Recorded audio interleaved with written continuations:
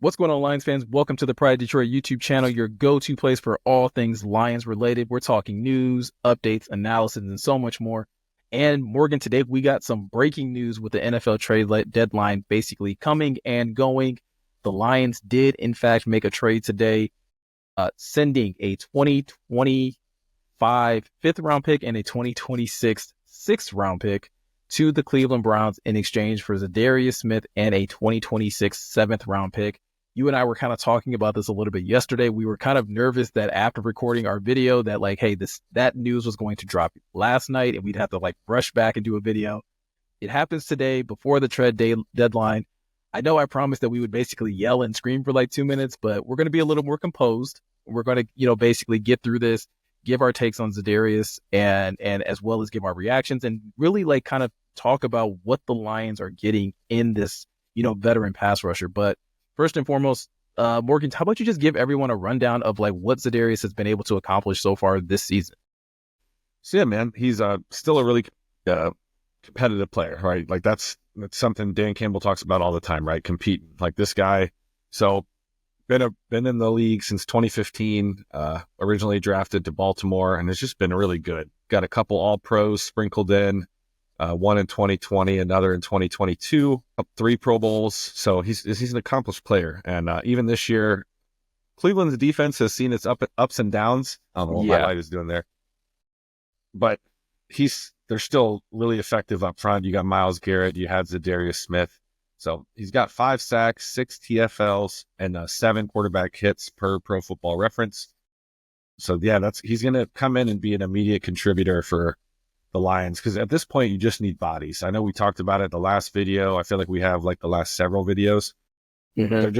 They're down so many bodies right now when you tally it all up. So will Smith come in and be their best edge rusher right away?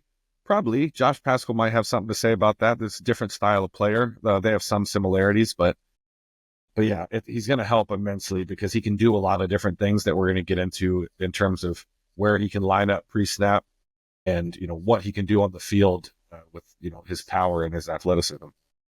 Yeah, I'm in full agreement with that. I think the main thing that he's actually going to bring to this team is that, like you said, that versatility, and it's going to allow, I think, a lot of other people on that defense to kind of exhale a little bit. I think we've talked about it, like you said, the last couple of videos we've done, where it's everyone feels everyone's trying to cover up for the loss of Aiden Hutchinson. And I think ZaDarius comes in, and at least for the pass rush part of it and the run defense as well, he helps take a bigger load off the rest of this defense so that you can have a Josh Pascal go out there and do what Josh does best, which is he's a really good run defender. He can occasionally win his one-on-ones in the pass rush.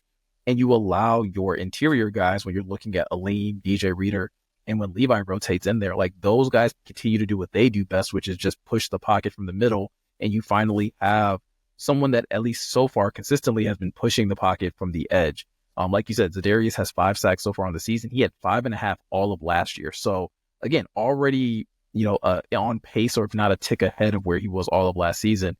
And so coming into a really good situation where this defense has been performing really well. They have the guys in the secondary to make, again, his life and the rest of the defensive line's life a lot easier. And I think him, again, bringing that intensity, bringing that ferocious pass rush is really going to help the secondary continue to play at a really high level. Yeah, exactly. And he's been a really complete player too. He's good against the run, can set an edge, and everything, right? So he's everything the Lions. There's a reason he was linked to the Lions early on, whether it was an analyst or a fan, everybody seemed to think this is going to be a good fit. And yeah, I'm excited to get into it, man, because it's going to help immensely. Because like you said, everyone's been pushing to try to make up, for the loss of Hutchinson. But at the end of the day, it's tough to do, and you got to have everyone pitching in to do it, right? Yeah, absolutely. So before we jump into, we're actually going to jump into some film of what ZaDarius does really well. But before we do that, because I feel like if we don't say this, someone's going to jump into our comments and be like, but what about Brad Holmes and where is his flowers? Got to give Brad a lot of credit, not just for making this trade, but I mean, reports were coming out later that Cleveland was really holding out to the last second because they really wanted a 4th-round pick. So credit to Brad for sticking to his guns and knowing just how much he was willing to spend to be able to get a quality player that would help this Lions, team. So again, not being too desperate, not being willing to like sell the farm, but understanding like, hey, this is the price tag that we've placed on this player. This is what we think is fair with the fifth round pick and the sixth round pick for next year, and basically sticking to his guns on that. So again, I think people sometimes, especially contending teams, they can get a little antsy, and you start seeing people make deals just because they feel like they need that final push. You got to give Brad a lot of credit, right, for being able to stick to his guns on this one. Yeah, he's not new to this. He's true to this. You know what I'm saying? Like he's been a GM for a minute now, and he knows what he's comfortable with. And I feel like his like pro scouting department has such a good, like, you'll hear executives talk about their pro personnel department, and that's, those are the guys you're relying on. You're like, okay, what do you think people are giving up for Za'Darius Smith at this? Because there's definitely other players involved in wanting Smith's services, other teams that believe they're going to be playing in the playoffs that need an edge rusher. So yeah, definitely kudos to Brad, because fourth would have been a little tougher to, stomach, in my opinion, because then you're talking, that's almost a premium pick for me with Brad Holmes, man, because he gets starters out of that. You know what I mean? I was going to say, like, that's a starter. That's at least, I mean, like, at the very least, it's quality depth. And, if Za'Darius is like 5 or 6 years younger, then I think, it's a different conversation. But at 32, like, that's a very premium price to pay for a player, even though, again, we mentioned with Za'Darius, like, he's very, very accomplished. He's very, very talented. So with that said, let's go ahead and get into the tape, and let's just get this clear right now, guys. This isn't going to be like this really long, in-depth film study. Morgan's actually going to be cooking up something for you guys that'll go on the website, where he's going to be breaking down Za'Darius in more depth. So we're going to look at some plays here. It's going to be really quick, some quick hitters of just what he does well, and we're just going to kind of rapid fire through these. So yeah, the first thing that I wanted to talk about, Morgan, is obviously like his pass rush ability, right? Like that's the thing that people are going to be the most excited about when it comes down to him joining this roster, right? Yeah, because that's what, at the end of the day, that's how you help get off the field, right? That relationship between your pass rush and your secondary. He's a wily veteran too. Like he's good at deciphering what an offense is trying to do and acting accordingly. So just runs right across the tight end's face right here without much of a chip, and then he's able to hurry up Lamar. And I think this penalty, he seems to think it's on Baltimore, but maybe holding back there if I had to guess. Yeah, absolutely. And again, he's not an Aiden Hutchinson, like, 1-for-1, but again, showing at least some good pursuit, showing that type of like commitment to, again, chasing a play down. So he's not that type of guy that, again, even at 32 years old, is just going to give up on a play. Like, he's going to give it 110%. Yeah, exactly. There's been teams that are like, questions with him not playing every play, but I think that's more so. I don't know why Minnesota fans seem to be really upset that the Lions got this. Like, he played really well. That was one of his all-pro years with Minnesota in 2022. Yeah. So, yeah, don't really understand that, because he was a really productive player. I'm so glad he's on the Lions now, because man, those years in Green Bay and Minnesota, that was not fun. Those were some rough years. But I mean, again, here we're seeing him showing that versatility that we were talking about, right? So like, I think primarily when Za'Darius was in Cleveland, you see him a lot standing up in a 2-point stance, but he can still get down, put his hand in the dirt, and still generate a lot of speed and a lot of power out of this, 4-point stance, Morgan. Yeah, he can do it all. Like, obviously with the Baltimore scheme, he stood up a lot more in the 2-point stance. So similar to what Hutchinson brings to the table in terms of being able to rush out of a 2, 3, in this case, a 4, just active hands. And he's good at, like, he always has a plan, right? Like I always talk about edge rushers. Hutchinson was one of them this year. Like you're rushing with a plan. You're not just, okay, I'm going to do this move. Like, yeah, you have that move, and then you have a counter, then you have a counter to that counter. And the whole time you're peeking around the tackle, trying to see what the quarterback's doing. So yeah, he's going to bring a lot of juice to the table, where the Lions just need somebody to like win quickly, right? Like we're not saying that we're not talking about he's prime Julius Peppers or anything here, but in terms of being a really productive pass rusher in this league, yeah, he's been that for a while. Yeah, 100%. So we talked about, again, him showing great effort. We showed the versatility in terms of being able to rush in a 4 or a 2. Here is probably like his calling card, right, Morgan? Like, it's strong hands. Like, he is going to generate a ton of power in those mitts. Yeah, and this is just, you can tell the tackle's wary of him bending the edge and like just, converting like just speed, like getting around the edge and attacking that backfield, that back hip of the quarterback. And he opens his shoulder up all the way. And really it's just enough for Smith to just strong inside stab. And it's enough to get the tackle off balance. And then, yeah, that's an example of why it helps to have other good rushers, because who is this that gets this sack over here? He gets this sack because Za'Darius Smith had a really good rush over here, and Lamar was like, oh, I got to go somewhere. And then, boop, 54 is right there.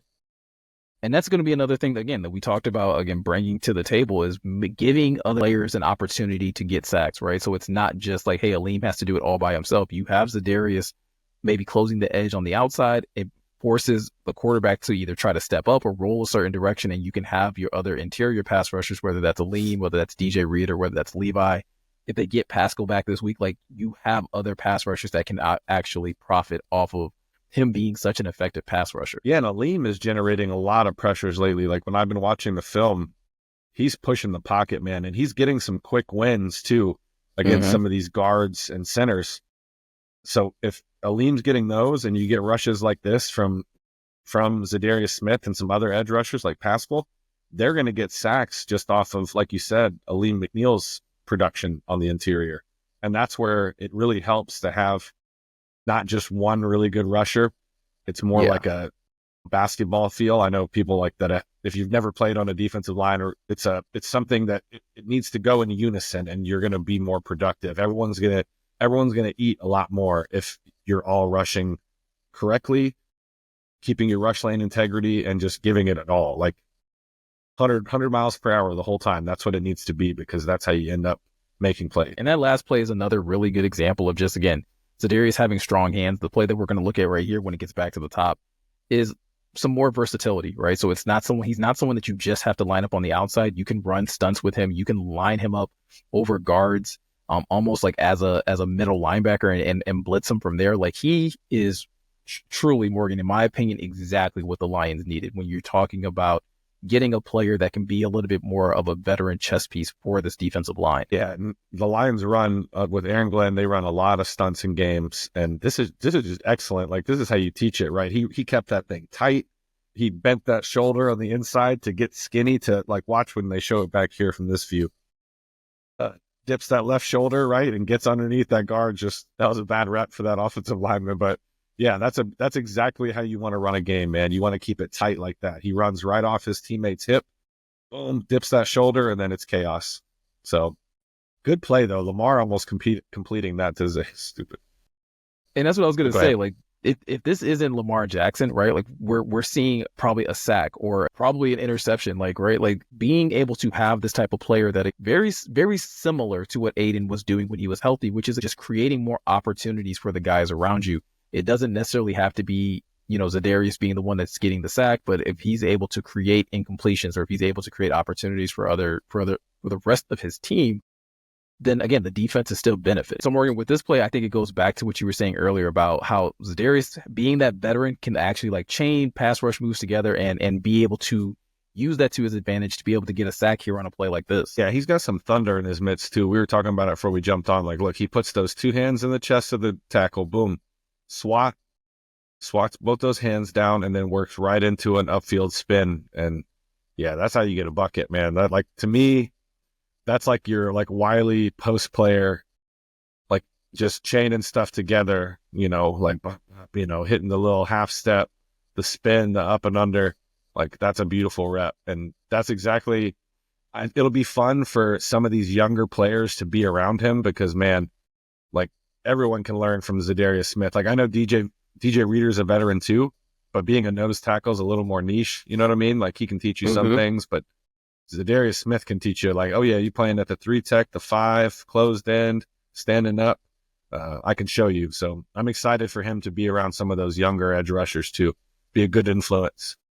Yeah, absolutely. And I think that's the thing that's cool about having him as a veteran player is that, like you're saying, like, it's not just like, he's not just like that vet that's on the roster to hold down a roster spot. Like, he's actually can go out there and still do these things on the field. It's not like, what was that year when they had Michael Brockers on the roster, right? And it was like, hey, like, Brockers was clearly the guy that was that veteran in the room that was teaching the younger guys like Aleem and Levi what it meant to be a pro. But like, his prime years were clearly behind him. ZaDarius is still playing at a very, very high level.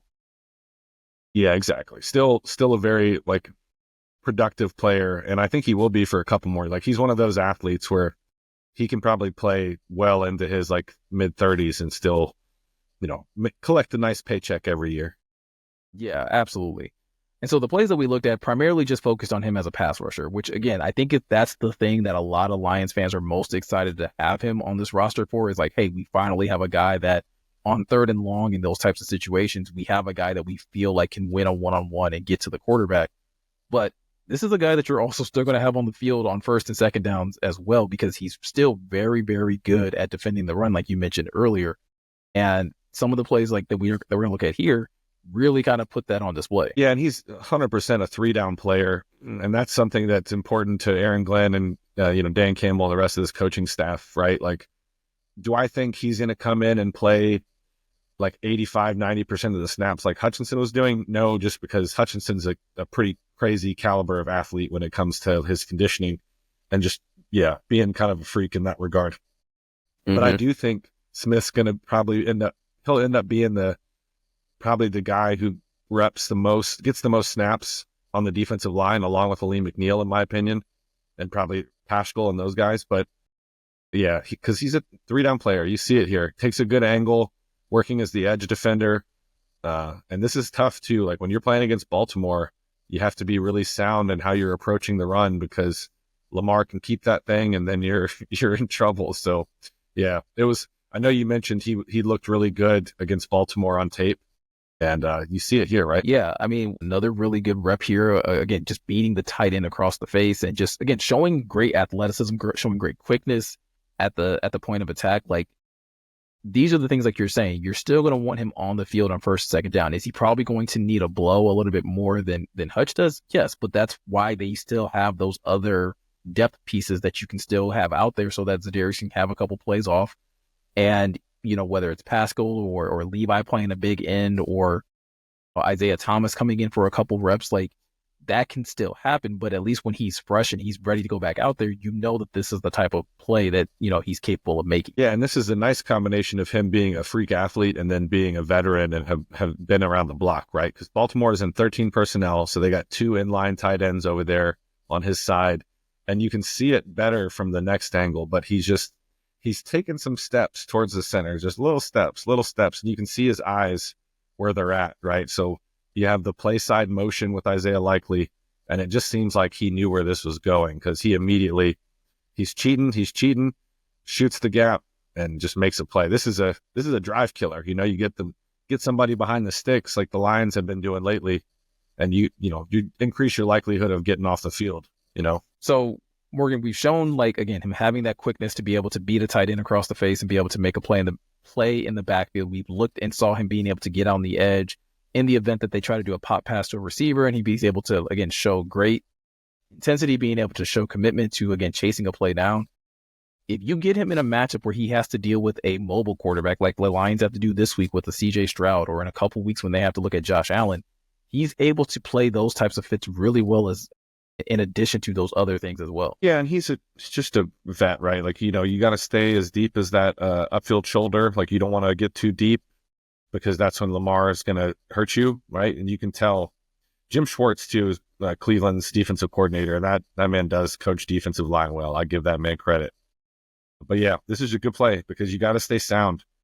Baltimore's really unique to defend, as everybody knows, right? You got Lamar Jackson, one of the most dynamic people in the league with the ball in his hands, and now you got Derrick Henry back there too. So it's tough to deal with. And like you said, he looked really good against Baltimore on tape. That was the game. Yeah, Cleveland won that game. Yeah, you remember that now? Yep. It was a hard-fought game with those two opponents. So I mean, I like what I'm seeing on tape. Like, going through this game, like I said earlier, I think the Lions got exactly the type of piece that they needed to for this defense, so them to continue to make the push that they want to in terms of getting to the Super Bowl, in terms of winning the division, all of those things. This is the kind of piece that you needed. Not saying that the defense wasn't getting it done before. We gave Aaron Glenn his flowers yesterday, talking about like how much credit he deserves for helping this unit, play above where we thought they would be after losing Aiden. But now you get some reinforcements. Now you get someone that can, again, take on some of the heavier lifting in terms of rushing the passer, and it makes everyone else's job a lot easier. Yep.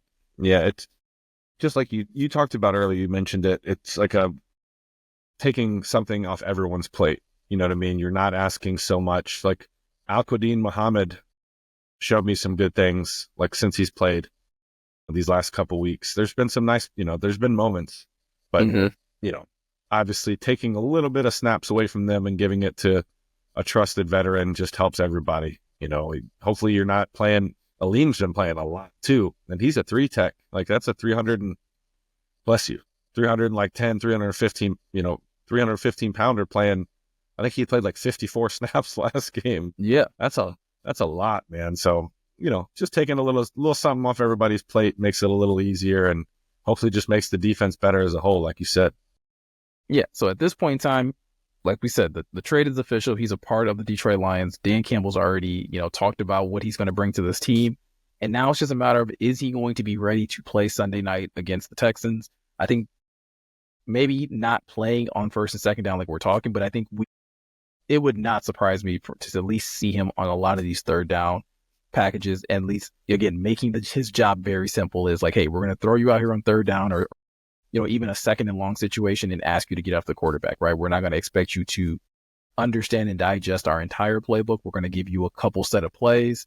So I'm at least excited to see him Sunday night, because I think, again, the Texans is a game. We haven't started doing our film study yet on them, but I think that's a team that, even though they have some issues on their offensive line, could still pose some issues, to this Lions defense whenever you're talking about how talented CJ Stroud is.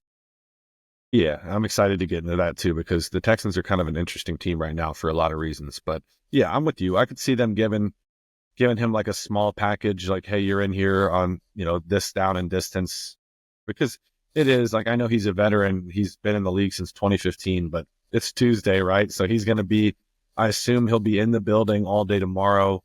So Wednesday, Thursday, Friday, Saturday. Really, you got 4-ish days. Yeah.